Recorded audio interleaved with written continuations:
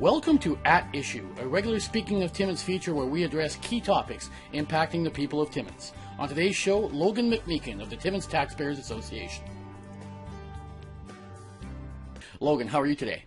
I'm very well, thanks. How are you? Oh, pretty good.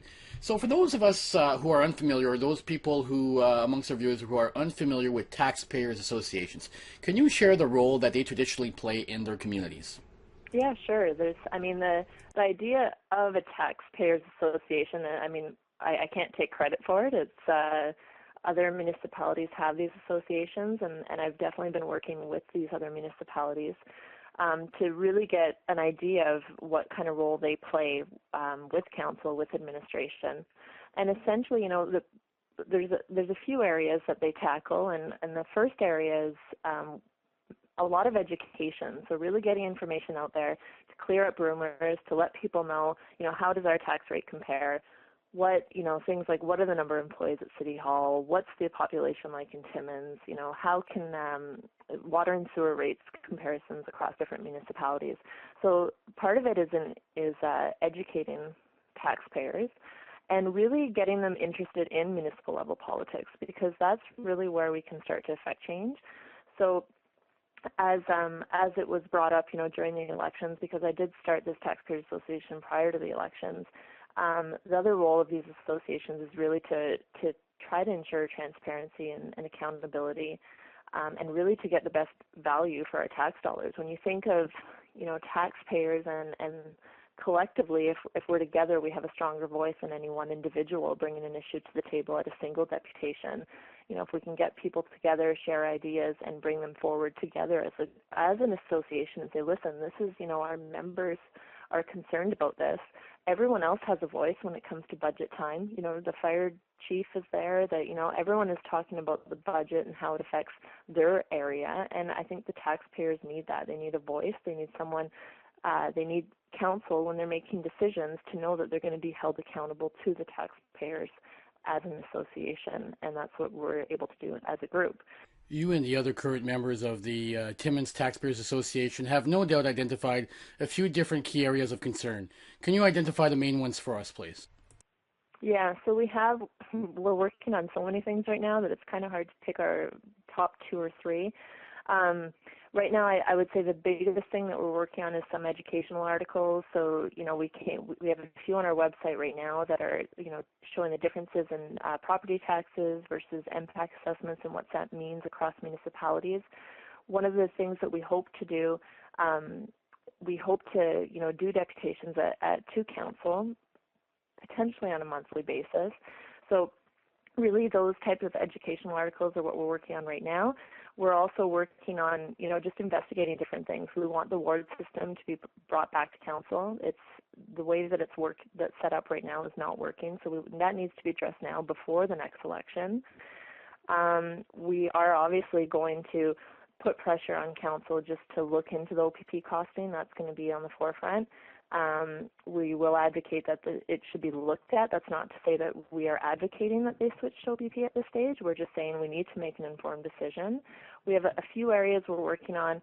We need to get information out there, so we're looking at ways to disseminate information, and obviously social media is going to be one of those ways, and that's basically, those are just some of the topics we're working on. We have a few members who are delving into different areas, but all that will come out in the next few months as well. Local media reports have indicated that some councillors have expressed an interest in working with the TTA.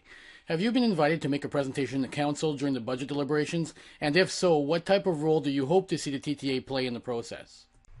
Mm-hmm. I think I've mentioned that a few times, that we have had some positive feedback from councillors, and I did get to speak to a couple of them last night too at the council meeting when I was there. And, they've expressed interest that, if we have suggestions as a group, they would appreciate a heads up. So we're definitely willing to do that. And I do want to be clear about that. Our goal is not as an association to go in and really rip apart what they're doing. We really do want to support them in their role.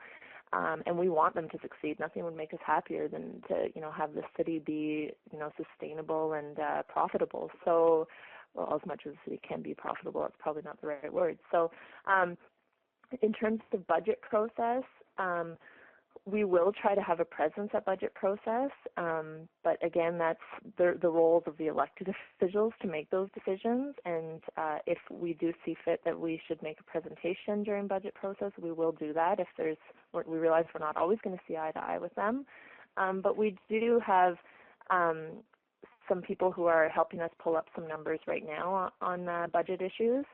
Many in the community had expressed dissatisfaction with the three options identified by City Hall with regards to the water and sewer tax increase for the upcoming year.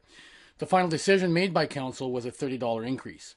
Can you share with our viewers where the TTA stands on the decision made by Council on the subject of water and sewer rates for the upcoming year? Yeah, well, I think the decision now has been made. The $30 increase has been passed as a bylaw, so that's been done. We're not going to change that at this stage.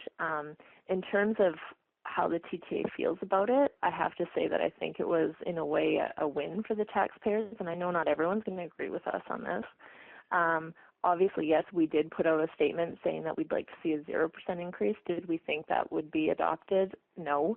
However, it was to make a statement that, you can't keep putting the burden on the taxpayers without looking at other areas. And I do realize that this had to be done now. It couldn't be done after the budget process as the laws dictate. But and I do want to also say that we weren't the only, one of the councillors, I think, brought up some really good arguments and agreed with us that he couldn't support any increase and he wanted to look at savings in other areas. So for the moment, we're happy with the fact that none of the other options were passed, whether it be a $50 increase or the $200. And also, what was stated last night, a $50 per year versus $30 per year saves the taxpayers, believe it was Councillor Campbell who said it saves the taxpayers $1.2 million in the long run, which, yes, that is a big number, but let's have a look at, let's not jump the gun. Let's let the new council get into the role. Let them have a look at the budget process in the new year and see if there's other savings there. Why is it automatically put back on the taxpayers that we need to start paying for this?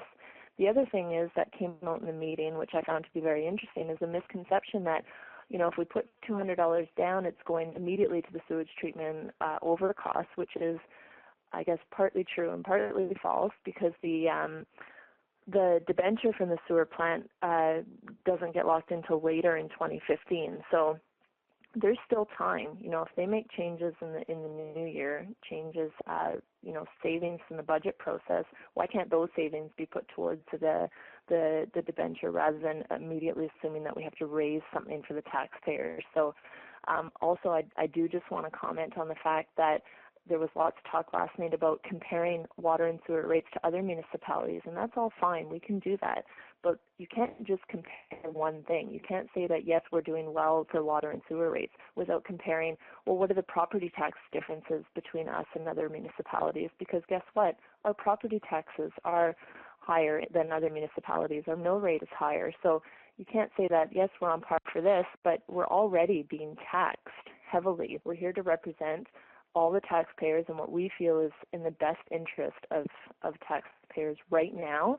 And right now, a high increase is not in the best interest of taxpayers. The question that bears asking, though, is that if the city keeps putting off increases in sewer, water, and on regular municipal taxes, aren't we simply delaying the inevitable and potentially putting the community even further behind the 8 ball when it comes to dealing with major issues such as infrastructure? Yeah, and I see that argument. If it was my personal finances, then I probably would pay more to save later, but it's not. It's, we have to look at what everyone can afford right now. And the fact that, we don't know what amount we're going to get back from, they're in litigation right now trying to recover some of the costs, so that can be put towards the, the aging infrastructure, the debt that we have.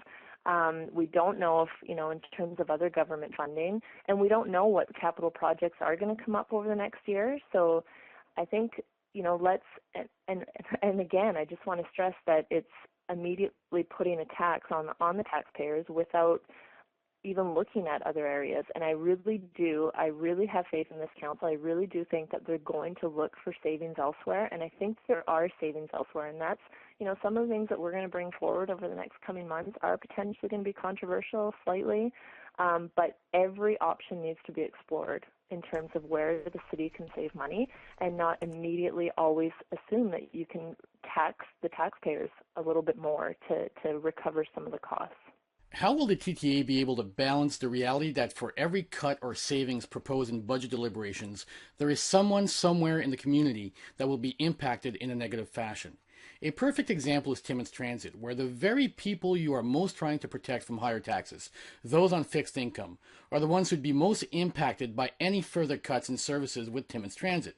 And, truth be told, there are a number of buses on any given day that have less than a handful of riders on them, so Timmins Transit might very well be one of the main areas where cuts would make sense. You're absolutely right. It is tough, and it's the access one, you pull that as an example, and that's honestly, I'll be completely honest, it's not even something that we've explored at this stage. I know it was discussed during the campaign by some of the candidates.